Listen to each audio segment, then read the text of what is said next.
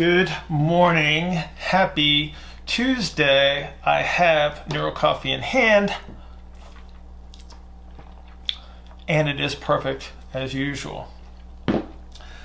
Hey, happy Cinco de Mayo for all of you out there who are going to try to celebrate it. Have a margarita on me. That'll be fun. I'm going to dive right into Q&A. Got a lot of stuff to do. Got two really cool questions.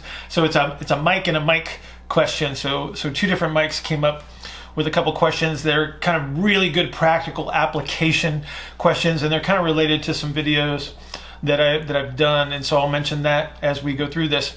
The first one comes from Mike in regards to some elbow pain issues as he unracks the bar with a low bar squat position. And so Mike, what we have to start to recognize is what are the advantages and then disadvantages of this low bar position. So the advantages of the low bar position in a back squat is that you can create really, really high levels of intrathoracic and intra-abdominal pressure. The drawback is that under those circumstances, you're also going to give up a lot of shoulder range of motion to acquire that position. So you think about bringing the scaps together posteriorly. So people will call that scapular retraction.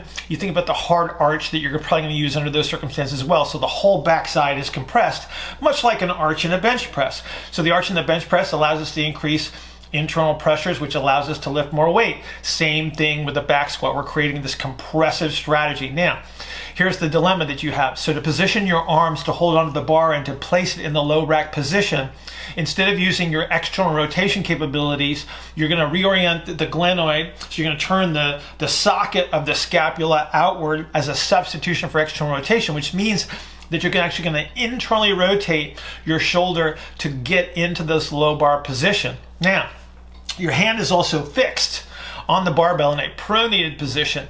So what happens is you max out the internal rotation of your shoulder and you're pronated. So now you got internal rotation on internal rotation. So we've lost a lot of relative motion in the elbow, and now you're going to get a tremendous amount of load directly onto the elbow position. It's usually going to show up on the medial side, so on the inside of the elbows, where you're typically going to feel that kind of a stress. So that's why you're feeling it. Now, so what's the solution? Well, number one, I'm not going to talk you out of this low bar position, chances are, because it allows you to lift more weight, and I know you want to lift more weight.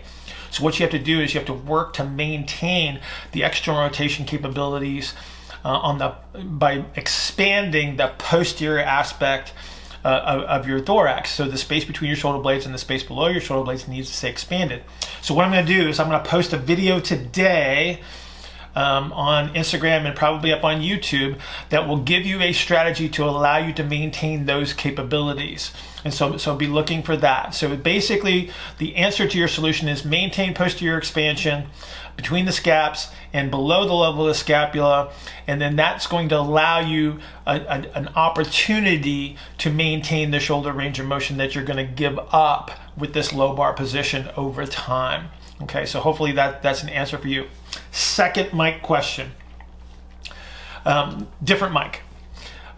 In a split stance, like a lunge or a back lunge or a split squat, why do you see the knee deviating outward, especially on the back leg, as you're lowering into the split squat?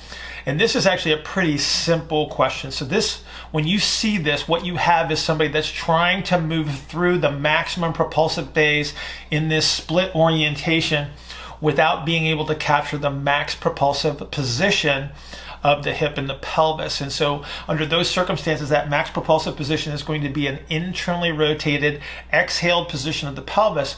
And when you have somebody that's trying to do this using an externally rotated inhaled position of the pelvis, which is early late propulsion, they don't have enough force producing capabilities under those circumstances, and the pelvis is oriented as such that it's going to create this deviation into a more abducted or externally rotated position. So you can see this on the front knee. So you'll see the front knee deviate outward, or you'll see the back knee deviate outward. A lot of these people will complain about anterior knee pain, whether it be the back leg or the front leg. So I do have a video that's up on YouTube and Instagram in regard to a split stance strategy to alleviate the pain on the backside knee. It's the same problem, whether it be front knee or back knee.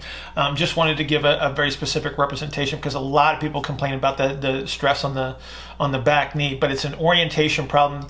And so what you need to do under those circumstances is learn how to recapture the propulsive position. So now I would direct you towards videos that I have posted up on YouTube that are designed to recapture hip internal rotation, because if you can capture this internal rotation, you'll capture the propulsive position.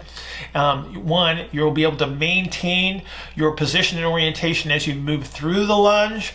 And then secondly, you'll probably alleviate a lot of knee pain, and you'll be able to increase load. So if your goal is hypertrophy, force production, and strength, you'll have a much greater level of success with that. So hopefully those two answers help both you Mikes. If you have any other questions or problems, please let me know. Go to askbillhartman@gmail.com. Send me a question. I will see you guys later. Happy Cinco de Mayo. I'm going to finish my coffee, and then we're off to a big long walk today. I'll see ya.